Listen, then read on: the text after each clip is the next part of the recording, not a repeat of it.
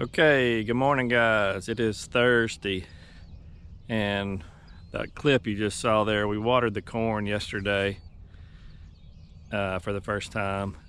And when we water the corn, we have to water all three ages at one time because there's too much water pressure in the pipe there just to try to water one at a time. But you know, when corn starts tasseling, that's when it needs its most water. So our first planting is tasseling now. Even though the younger ones are not, we go ahead and just water them all. And if we don't get any rain, we'll do it about every 7 days. If it's extremely hot, we'll do it about every 5 days. And we'll just do it as we need it throughout the next 4 to 6 weeks probably. So today we're gonna start planting the watermelons. On my last video I told you that I thought we could get back in there in about a day after tomorrow, and today is the day after tomorrow. So the water soaked in good on the top of the beds, so we should have plenty of moisture. We're going to start with the yellows. They're bigger, the transplants, they need to go in the ground first, and then we'll start with the reds. I've got some extra help coming today to help me, and it'll take a few days to get them done. Let me say this too, on the last video, something happened to my audio, and I'm not a tech person by any means. And so I was gonna try to delete it and redo it, but I just left it. So hopefully I'll be able to figure that out in the future. But when I loaded it up, it was not like that. So anyway, I'm just gonna throw that out there. But I'm gonna be busy today myself, so I'll get you some filming of them planting. But I'm also gonna put out my last round of fertilizer on some of my later pea ground, and then I'm gonna re-hip it. I'm gonna try to get the next peas planted by the weekend. We do have some rain chances coming up in the next few days, so I want to get that done and sprayed and all before it rains again. So the crops are progressing very fast. I've got my H2A visa workers coming in the first weekend in June, so I never have talked too much about that, but they'll be here. So we got to try to limp by until they get here. That's why I for sure don't want anything to really get ready before we get through planting and doing all the things we're doing, because it stretches us too thin. If you're not familiar with the H2A program, most large, and I'm not calling myself large, but large vegetable farms all across the US do it. In our area, more and more farmers, even the row crop farmers, the cotton gins, all those type people that need seasonal help, they're doing it, just because you can't find any. But it's expensive, very expensive. A lot of lawyer fees, all that kind of stuff just to get them here. But you're guaranteed the workers, and you can get the same ones back every year if they want to come back, and you specify the amount of time that they're here for, and when their time is up, then they go home. So it's expensive, let me just say that, and I've already said that, but it gives me peace of mind knowing that I've got the help and I don't have to scramble to get it. My guys start work at 7, but pretty soon we're gonna switch to 6 a.m. We do that because of the heat. We haven't switched over yet, but we'll probably do it pretty soon, maybe next week. So I do a lot of my running around early in the morning before they get here. One thing I didn't mention about the H2A workers is you have to house them. So that is a lot of trouble, especially if you're not set up for it. and the housing has to be inspected, and you can't just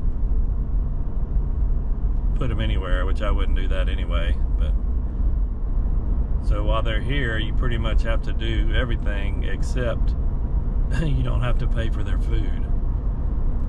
You just got to make sure they have a way to the grocery store, but you don't have to pay for that. But we do have to pay to get them here and send them home, the transportation part. And a lot of the lawyer fees is just government red tape and consulate fees and all kind of stuff. I don't even know what it is, but whatever it is they tell you to do, you have to do it. So it adds up.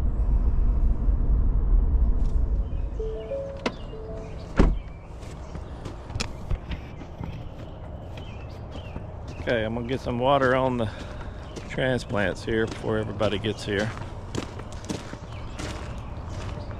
This is the one we're taking to the field first. Got the yellow watermelons.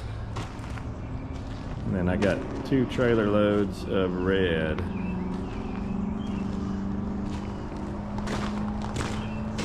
I think it's 210 flats of watermelons times 72, so it's almost 15,000 watermelon plants. And I got my cantaloupes still in the greenhouse. Planted them a little bit later because I knew we couldn't plant everything all at one time. I'll show you them, but they're about 48 or 50 flats. So 3,500 roughly. As soon as we can get a trailer empty, I'm gonna take these out and put them on the trailer because it's way too hot in here. Okay, I think that's 48 flats. And then this is my last squash. That'll be the only thing left. And they're just about poking through.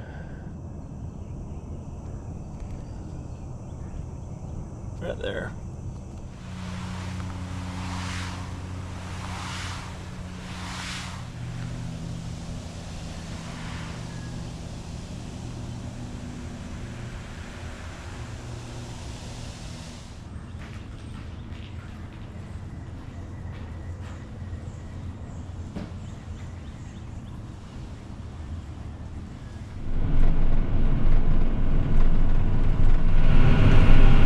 On the road with the fertilizer buggy headed to the fields.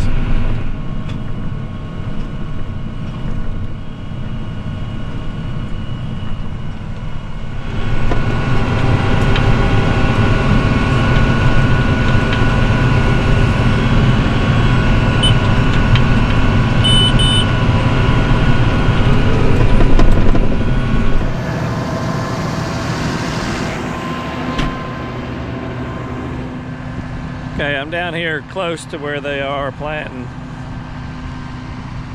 Give you a little peek here. It's a little bit wet still, just right where we started. And I really wanted to put the yellow ones here. I didn't want to move them, so we went ahead and did it anyway. It's a little bit wet here on the end, but everything else is dried out pretty good. But we're doing 4 rows at a time. They started on this end, they're on the other end, way down there.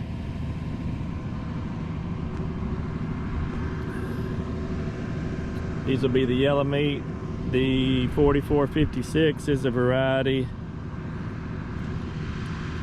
36-inch spacing. We'll do the red 36-inch spacing also, because the rows are a little closer together. I always do the yellow 36 inches to try to size them up as much as possible because they don't get as big. So I think it was definitely a good idea that we went ahead and pre-watered, if nothing else, just to give the transplant some moisture, because it's starting to get hot. And if we can get them all planted and let it rain on it again, that would be just about right. And maybe if it does rain on it again, then that'll be the rain we need on the sweet potatoes, because we haven't pre-watered them yet. I'm gonna wait and see, but if it still looks like it's gonna rain Monday, then I don't think we'll have to. We'll just start planting after the rain's over. We've got our little hole puncher too. They're all on the other end and I'm on this end, but the hole puncher just punches one row at a time. We just stay ahead of them. All right, I'm headed back. That's all for the fertilizer.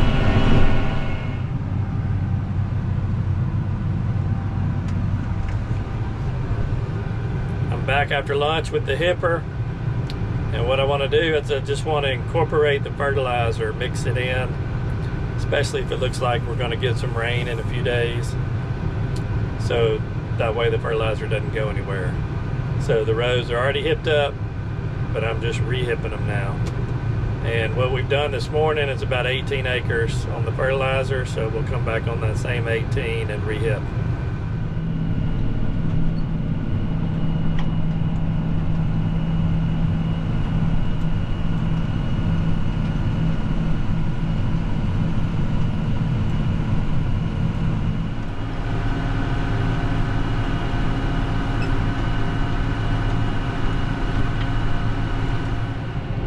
Field where I am is going to be divided.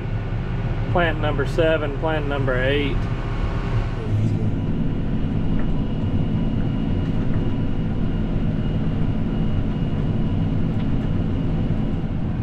Okay, we're going to move just down a little bit to the last little field, which is the one I'm going to plant next. Got to be careful here with the poly pipe.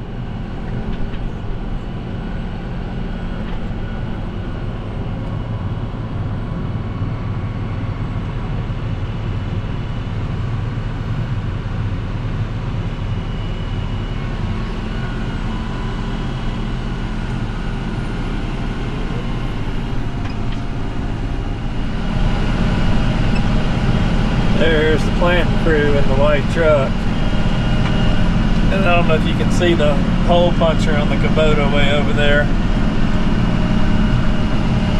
I'll get some better footage in the morning.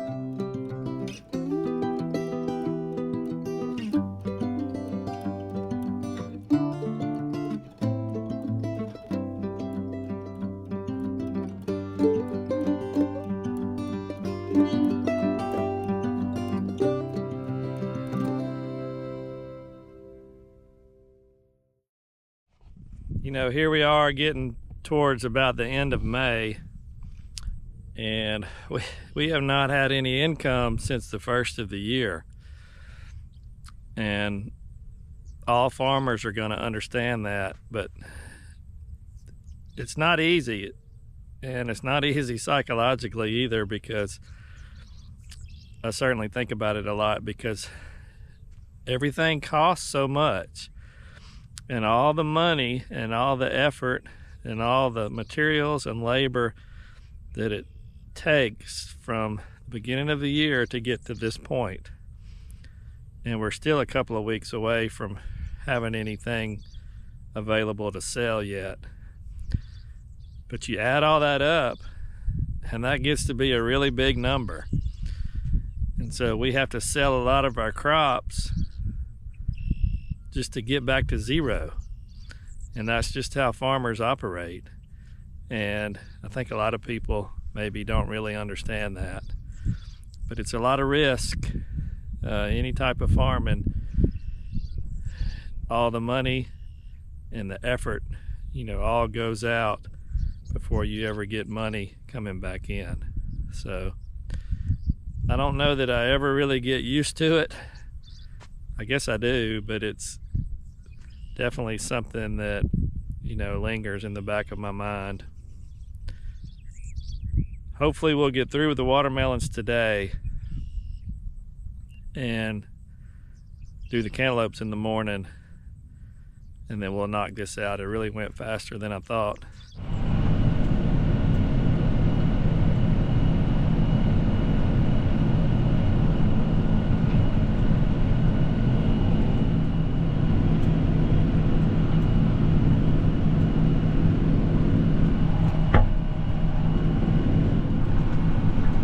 Can't see a whole lot other than dust.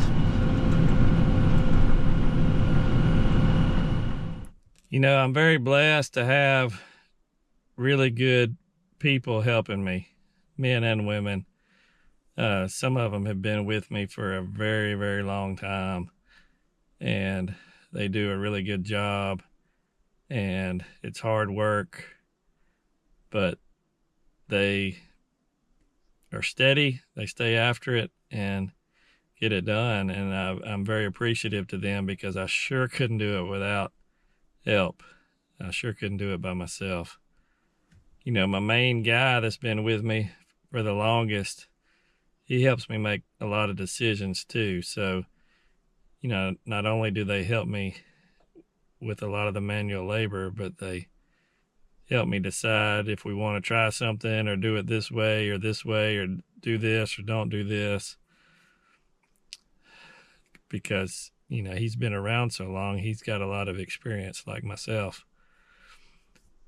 So, a lot of times I say we. Hopefully not too many times I say I. But when I say we're doing this, it takes all of us. It's a team effort. And everybody kind of has their part in it. And nobody's more or less important than anybody else. So we make it work, and it's nice to have a lot of the same people back every year, because you don't have to teach anybody. So that makes a big difference as well.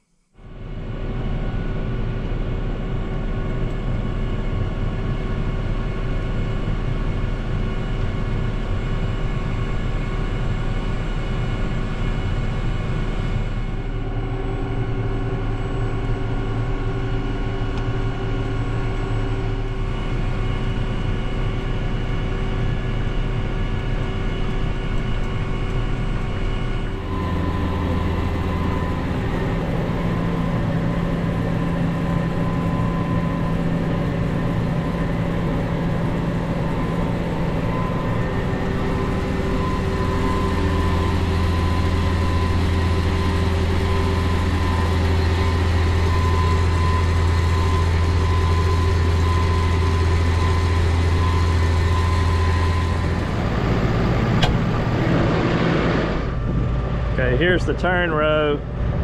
These are the peas I just planted and sprayed. These are the cantaloupes we're planting this morning. we've got a pretty good south wind that way. So you'd rather have a little bit of wind really than spraying when it's dead calm if you're that close, if you're only trying to keep it off of one side.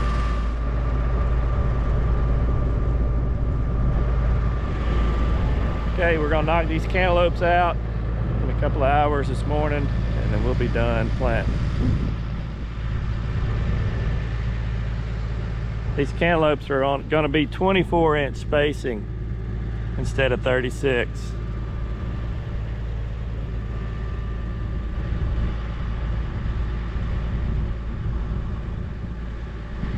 And that will conclude all of our melon planting. This is the last of the cantaloupe planting number 4 and the last of the watermelon planting number 3. And these last melons should last us up until Labor Day, maybe a little longer, but mostly the month of August we'll be harvesting in this field right here. So I guess we're gonna wrap it up here. I don't know that I'll get 2 videos next week because they've increased the rain chances for several days starting on Monday, Memorial Day. So the next big hump we got to get over is planting the sweet potatoes. And we can usually do that in about 2.5 days.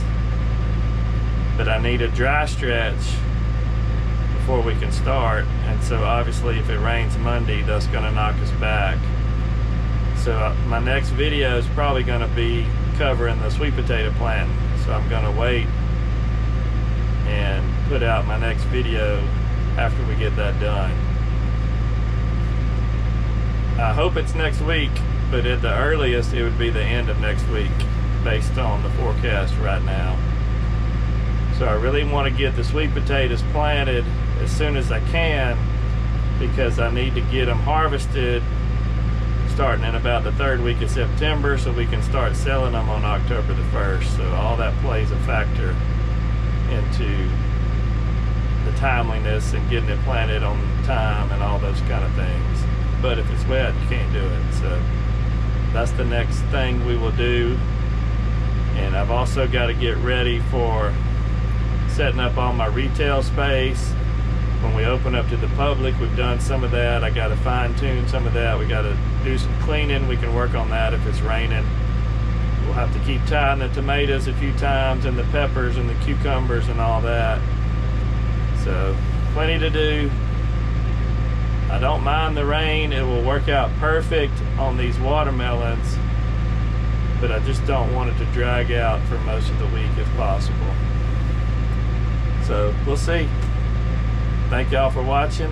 If you have not subscribed, I'd appreciate it if you do that. And we will see y'all next time.